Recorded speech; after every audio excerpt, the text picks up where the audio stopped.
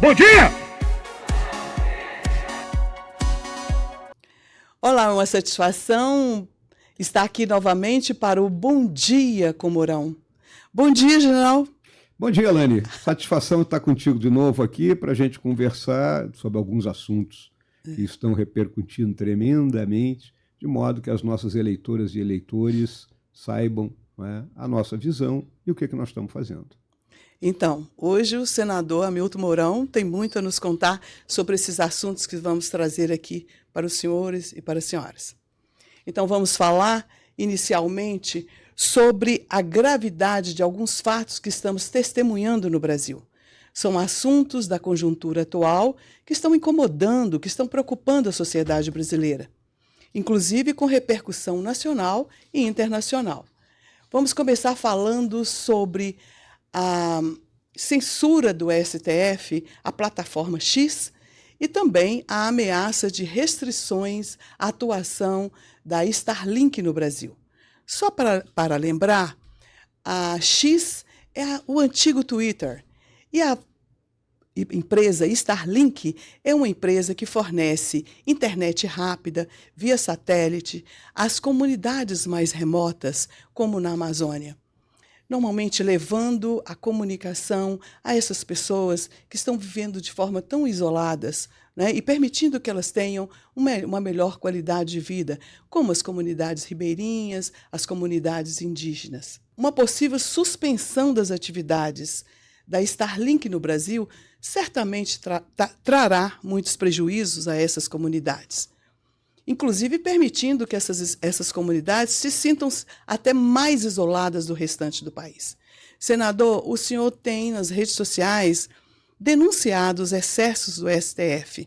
Esse caso, o senhor poderia considerar que também é um excesso do STF, porque nos parece que é uma atitude intempestiva, uma atitude punitiva. Na sua avaliação, como considerar essa posição do STF com relação à plataforma X e com relação à Starlink no Brasil?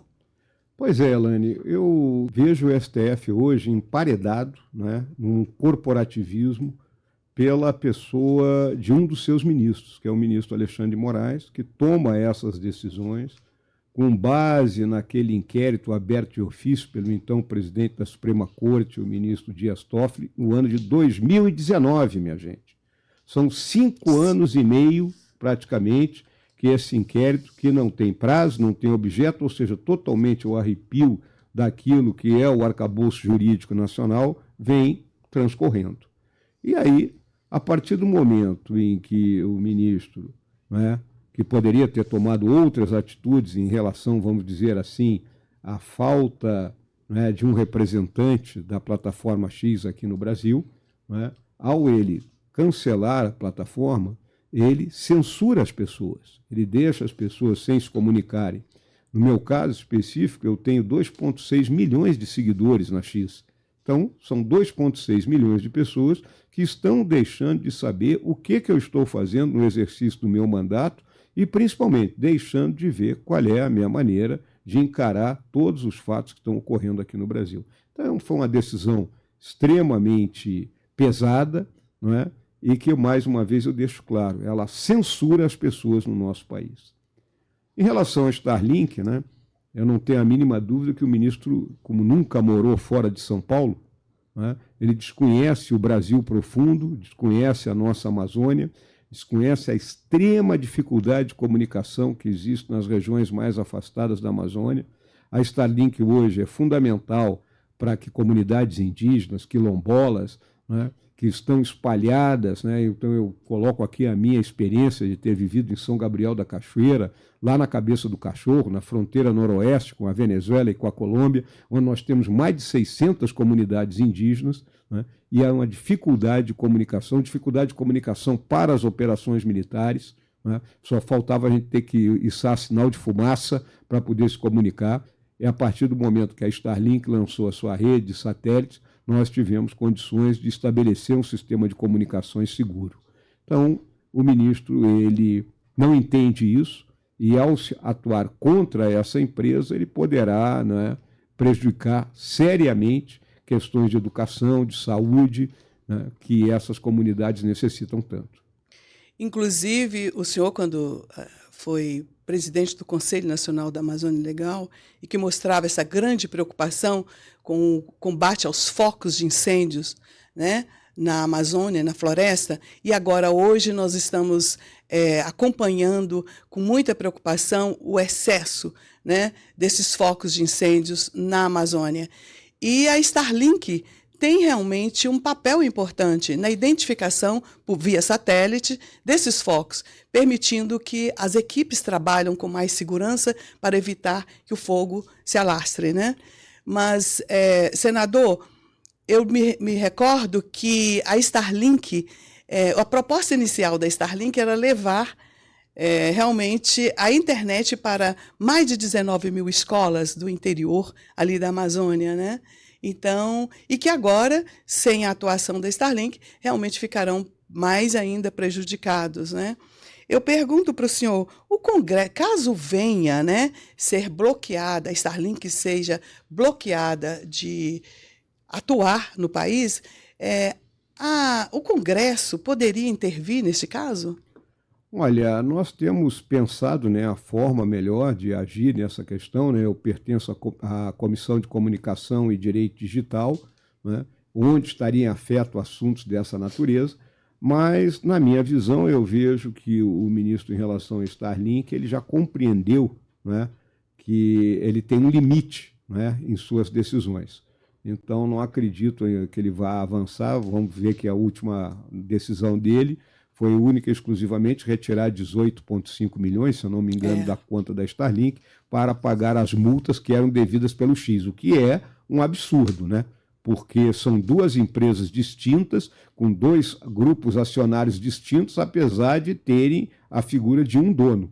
Então, ou seja, em relação à segurança jurídica do nosso país, ela foi jogada na lata de lixo, né? E pode ter certeza que investidores estrangeiros vão começar a pensar 2 ou até 3 vezes antes de virem colocar o seu investimento aqui no nosso país por atitudes dessa natureza. É um prejuízo muito maior do que só a atuação da Starlink na região amazônica. Vamos comparar aqui, minha gente. Tivemos agora aquele caso das Americanas. Uma das acionistas das Americanas, ou um dos acionistas, é da Ambev. Então vamos dizer que a Ambev teria que retirar dinheiro dela para cobrir o rombo das Americanas. Essa é a decisão do ministro. Então, é algo totalmente desproposital em termos do direito. Inclusive, o senhor falou que tem 2.600, né? Bilhões. Bilhões! Tem razão. Desculpe, corrigindo. De seguidores no X. E esses seguidores, com certeza, vão migrar para outras redes que o senhor está usando. Mas o que chama atenção, senador, é que tem parlamentares que continuam postando no X as suas mensagens. Eles estão reagindo, é só uma reação à decisão do STF ou mesmo descumprindo uma determinação judicial? Não, na realidade, né, Alane, nós parlamentares nós temos imunidade material, né? Isso nos é garantido pela Constituição. E, além disso, o X é fundamental hoje, da forma como nós vivemos, né, na forma como nos comunicamos, para o exercício do mandato. Nós temos um caso que vamos dizer, emblemático dentro do Congresso Nacional, dentro do Senado especificamente, que é do senador Marcos Duval, do Espírito Santo, que está cassado o seu mandato pela pessoa do ministro Alexandre de Moraes, que o retirou de todas as plataformas sociais, tomou o celular dele, que pertence ao Senado Federal, e pior, infringiu uma multa de 50 milhões de reais, né? Que a conta bancária dele, o outro dia, era menos 49 milhões 900 e poucos mil reais. Ou seja, né, esse cidadão, esse senador, ele não tem mais condições, ele está cassado de uma forma como nós nunca poderíamos imaginar que ocorresse. É preocupante. Sobre o pedido de impeachment, é um outro tema, um outro assunto que internamente mobilizou, né, poderíamos assim, a atenção de todos os brasileiros. E que foi entregue, né, que foi protocolado né, no Senado Federal, nesse último dia 9 de setembro. O senhor foi signatário do pedido. O que o motivou a assinar? E agora, quais os passos que esse pedido vai tramitar internamente no Senado? Olha, Elane, é importante, né, que as pessoas compreendam, em primeiro lugar, a gravidade de um processo de impeachment. Apesar de nós, aqui no Brasil, já temos passado por 2 processos de impeachment de 2 presidentes da República eleitos pelo povo, não é? O presidente Collor e a presidente Dilma, que sofreram e foram, né, impeachmentados, vamos dizer assim, né? E temos agora o caso de um ministro da Suprema Corte que cometeu crime de responsabilidade, né? Então, na realidade, nós, senadores, nós não assinamos o pedido, né, por uma questão de tecnicalidade jurídica, porque uma vez que nós seremos os julgadores, poderíamos ser impedidos de participar do ato de julgamento. Então, o que nós assinamos? Assinamos um requerimento de urgência para o presidente do Senado, o senador Rodrigo Pacheco, para que ele dê o trâmite previsto na nossa legislação. Eu lembro aqui, minha gente, é uma lei de 1950, não é, que trata do processo de impeachment. E como é que funciona isso? Não é? Recebendo aquele pedido que foi feito, assinado por mais de 150 deputados, o presidente deveria nomear uma comissão, né? E aí o número de integrantes seria uma decisão dele. Esta comissão ela teria 10 dias para analisar esse pedido, à luz do que diz a legislação, e dizer se é admissível ou não o pedido. O parecer da comissão, sendo admissível ou não, seria submetido ao plenário. Para o parecer ser vitorioso, teria que ter 41 votos. Então, imaginemos que a comissão diga que o parecer é inadmissível, deu um parecer inadmissível. Mas se 41 senadores votarem contra o parecer da comissão, é obrigado a abrir o processo, né? Muito bem. Aberto o processo, é um julgamento, né? Com defesa, acusação, e aí o presidente do STF passa a presidir o Senado nesse momento. E, então, após todos os trâmites de defesa, de acusação, ocorre a votação, né, do impeachment propriamente dito, onde 54 votos são necessários para que ele ocorra. Ou seja, é um processo longo e que, no frigir dos ovos, precisamos de ter 54 senadores. Não é a vontade de 1, 2, 3 ou 4 que vai conseguir o impeachment de um ministro. Isso é importante que todas as pessoas tenham essa compreensão. É uma situação bem diferente. Pela primeira vez, é possível que um ministro do STF passe por um julgamento, né, no Senado. E a adesão dos senadores? Está uma adesão dentro do esperado? Olha, hoje, Elane, nós estávamos com 36 senadores que assinaram o requerimento de urgência, com mais 2 que estão, né, vamos dizer assim, analisando, não né? vou dizer em cima do muro, mas estão aguardando melhores dias, né? Se nós chegarmos às 41 assinaturas, eu acho que é uma pressão muito grande e obrigará o presidente Pacheco a tomar a atitude de nomear a dita comissão que eu acabei de mencionar. E o senhor acredita que o Senado dará a resposta tão esperada pela sociedade brasileira? Olha, Elane, eu espero, né, que se compreenda que, mesmo que haja uma derrota do processo, né, o que, obviamente, nos deixaria numa posição desvantajosa, né, mas mesmo que haja uma derrota, seria importante para que a Suprema Corte e seus ministros entendessem que há limites para o poder. Ninguém tem poder supremo dentro do nosso país.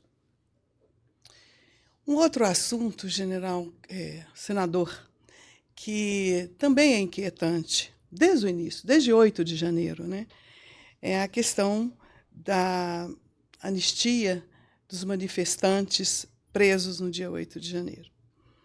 O senhor sempre defendeu a anistia dessas pessoas, né, desses brasileiros. E o assunto hoje está em discussão na Câmara dos Deputados. Mas o que chama atenção é que grande parte dos deputados que estão reagindo, que estão boicotando, são parlamentares, obviamente, da esquerda. E que um número bastante significativo desses parlamentares foram anistiados no governo do presidente Figueiredo por crimes cometidos, inclusive crimes de sangue, que são os assassinatos, os atentados. E nos parece que agora há dois pesos e duas medidas.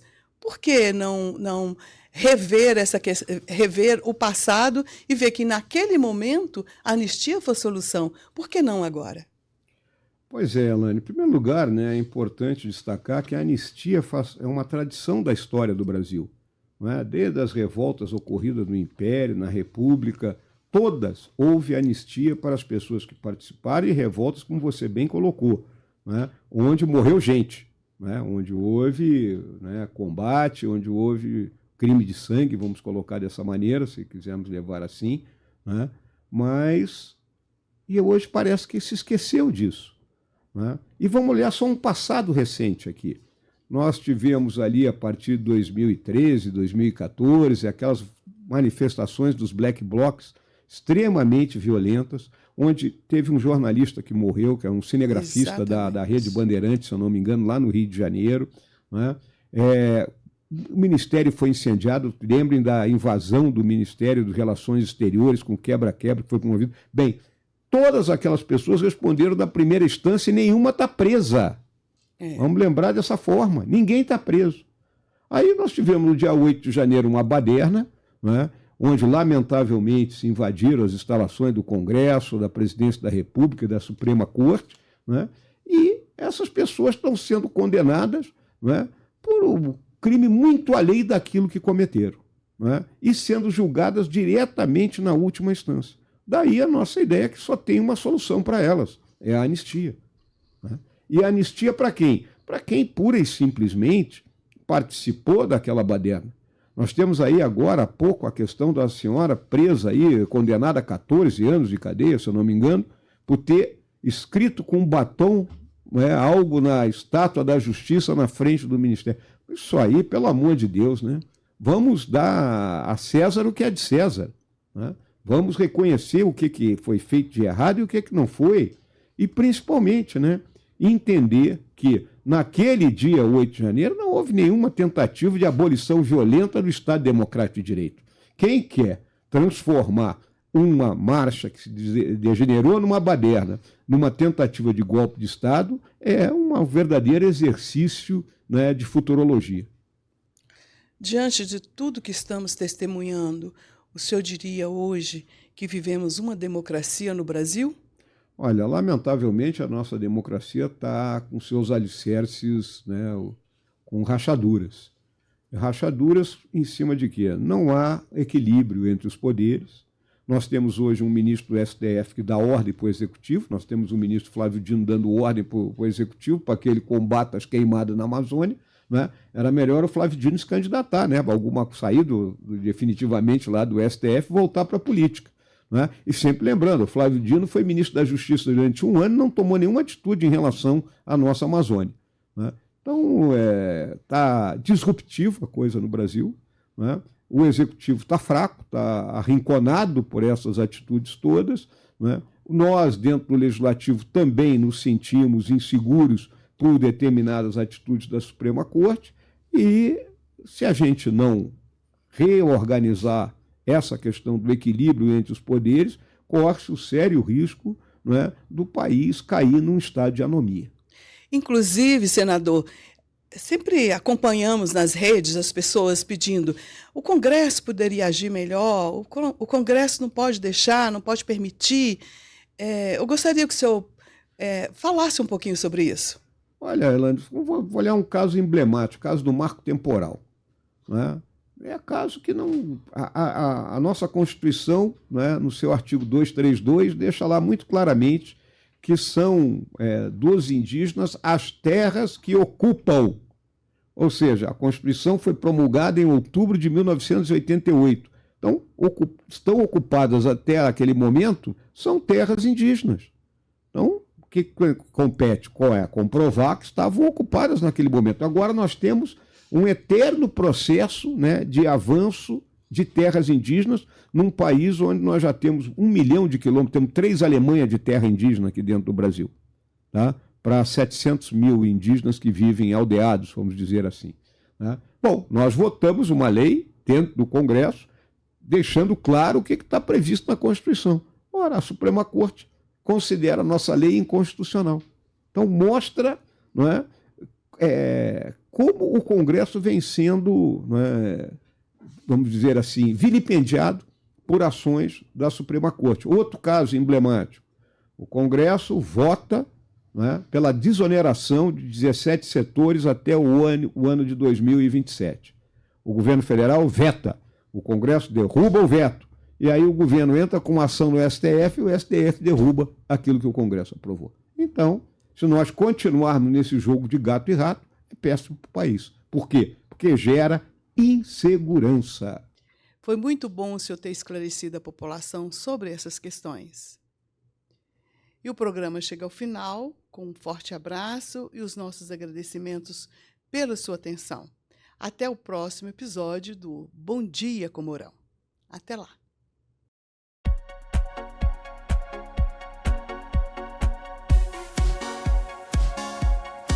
Bom dia!